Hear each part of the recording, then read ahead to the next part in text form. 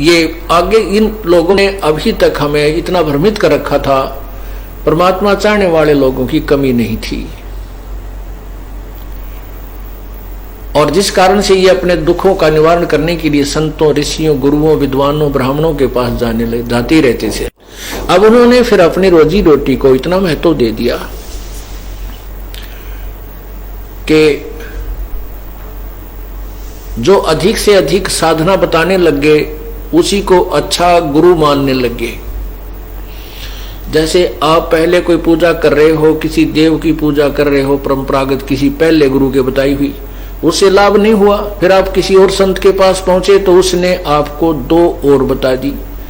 आप समझ गए कि ये गुरु पक्का सही है, इसने उससे न्यारी दो पूजाएं और बताई, अब मैं ठीक हो जाऊंगा, मुझे लाभ होगा। लेकिन होना जाना कुछ था नहीं। फिर कथा कुथा करने लग गए। अब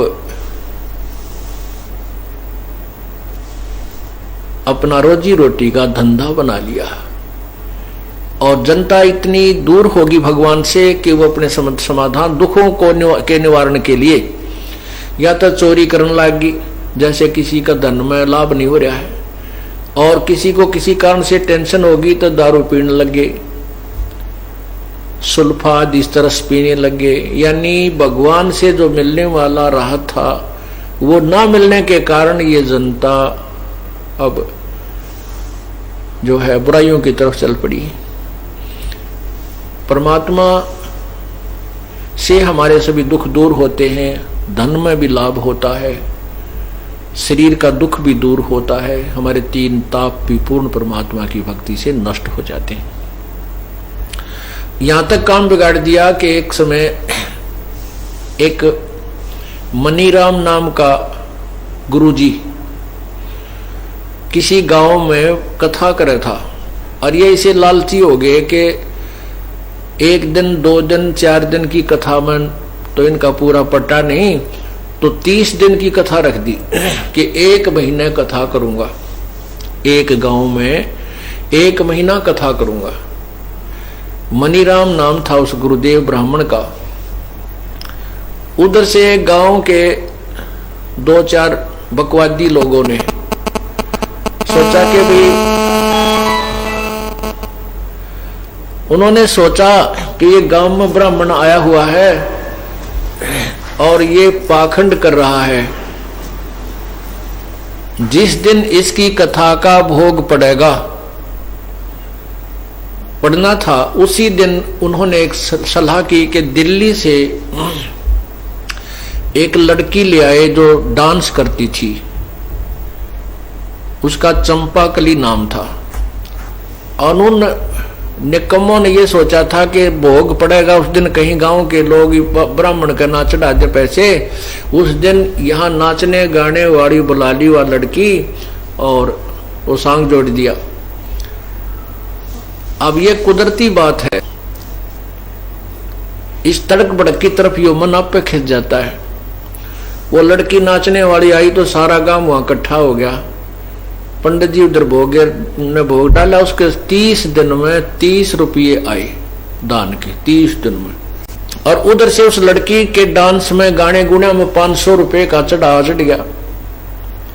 जब उस पंडित जी को पता चला कि चंपाकली तो 2-4 घंटा में 500 रुपये लेगी और तेरे 30 दिन तक माथा पिचाई करके 30 रुपये आए, तो वहां से चल पड़ा उस गांव से, और मन में बहुत दुखी, लोगों को गाल दे कि तब बहुत बूढ़ा जमाना आ गया, बता के कर ले इस दुनिया का। देख मन तो 30 दिन कथा करी, मेरे तो 30 रुपये, वह पाखंडन आई थी 500 रुपये लेगी।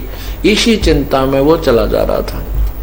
रस्ते में गांव छुड़ानी, जहां पर कबीर परमात्मा की परमहंस, परमात्मा श्रेष्ठ आत्मा गरीबदास जी विद्यमान थे, और वो अपने दरवाजे के सामने, अपने मकान के सामने बाहर बैठे थे छाया में।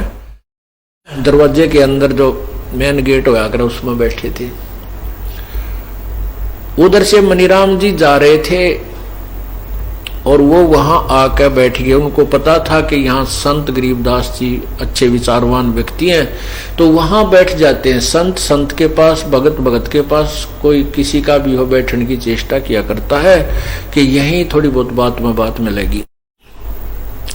तो मनीराम जी वहां आकर बैठ गए और बहुत चिंतित से हो रहे, कह रहे थे महाराज जी दुनिया का ताकती बेड़ा गर्क हो लिया है, बस पूछो मत, बस कलयुग आ गया।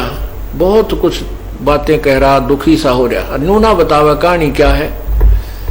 तो वहां गरीबदास जी के पास कुछ भगत बैठ जाया करते थे, आसपास के गांव के भी, उस गांव के भी, जो उनके शिष्य भी थे, वैसे विचार मेल खाते थे, वो आ जाया करते थे।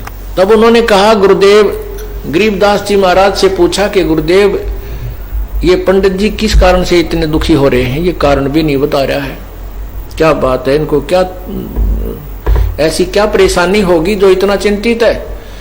तब कभी गरीबदास जी महाराज ने बोला, कहते हैं भाई फूटी ज्ञान विवेक की और अंधा है जगदीश, चंपाकली को 500 और मणिराम को 30 झगड़ा। ये है भाई कि यहाँ के लोगों का पहले तो विवेक की आंख फूट रही है, कोई भी इस बात विचार नहीं करता भी भगवान की कथा हो रही है वहां चले, और यहाँ का अंधा जगदीश, यहाँ का भगवान है, ये उल्टे काम हम जी रहे, गलत काम को होता हो वहां खूब प्रेरित कर देता है। ये मन जो है ये स्वयं ज्योति निरंजन का अंश है, काल है, दूत है, उस काल का दूत है। तो इसके विषय में गरीबदास जी ने कहा है कि फूटी ज्ञान विवेक की, लोगों में ज्ञान रहा को नहीं, और यहाँ का अंधा है जगदीश। चंपाकली को तो 500 रुपया एक के दिन में, और मनीराम को 30, इसने 30 रुपये मिले 30 दिन की कथा में। अब मनीराम ने ये बेरा नहीं था, वो छुपाना चाहता था इस बात ने, क्योंकि उनको पता था संत गरीबदास जी इन बातों के विरुद्ध हैं, ये नकली काम करने वालों को लताड़ देते। वो अपनी बात क्लियर भी नहीं करना चाहा था, अपना मन भी हल्का कर रहा था। तब गरीबदास जी ने ये बताई तो मनीराम चरणों में गिर गए वो ब्राह्मण, और कहने लगे, भगवान आप तो अंतर्यामी हैं, मुझे माफ कर दो। तब गरीबदास जी ने उनको ज्ञान समझाया कि भाई जो तू डलेट हो रहा है ये स्वार्थवश, ये पैसे इकट्ठे करके दुनिया ने गुमराह करके जो पैसे ले रहा है और जो कथावादी तू करता है, ये तेरे से कोई लाभ नहीं होना, तू अधिकारी नहीं है। जैसे उनको ज्ञान दिया कि एक समय राजा परीक्षित को सर्प ने डसना था 7वें दिन, उस समय सभी ऋषियों ने हाथ खड़े कर दिए थे कि हम कथा नहीं कर सकते सुधा सागर की, श्रीमद् भगवत सुधा सागर की हम कथा नहीं कर सकते, क्योंकि 7वें दिन परिणाम आना था, 7वें दिन पता लग जाना था कि उस कथा करने वाले की कथा का क्या प्रभाव हुआ, सुखदेव स्वर्ग जाएगा या नहीं गया। यदि नहीं गया तो बात बिगड़ जाएगी। उनको मालूम था कि तुम अधिकारी नहीं हो और तुम इसको स्वर्ग के अधिकारी नहीं बना सकते। तो सभी ऋषि वशी, यहां तक कि व्यास जी ने भी मना कर दिया था कि मैं कथा नहीं सुना सकता, जबकि श्री सुधा सागर श्रीमद् भागवत सुधा सागर के वो लेखक भी हैं। तब कहते हैं सुखदेव जी को स्वर्ग से बुलाया गया।